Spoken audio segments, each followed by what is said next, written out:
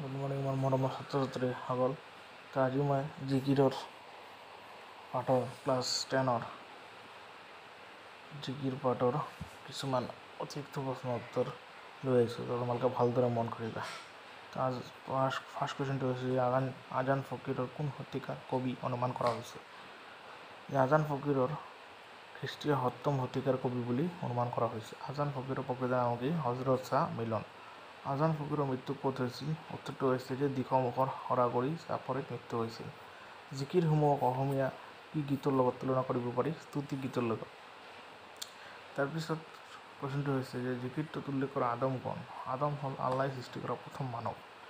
মক্কাৰ দুৱাৰ কি ঘাটৰ লগত তুলনা কৰা হৈছে? ত্ৰিবেণী ঘাটৰ লগত তুলনা কৰা হৈছে। কোনে আজান ফকীৰৰ চকু কাঢ়িছিল?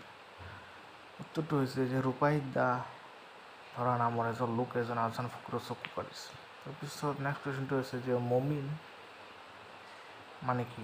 মমিনৰ শব্দ অৰ্থ হৈছে বিশ্বাসী মুছলমান। তো তোমালোকে কুৱেশ্যনটো চাই যদি ভাল লাগে তেনেহ'লে লাইক কৰি যাব আৰু চেনেলটো ছাবস্ক্ৰাইব কৰি এনেদৰে মই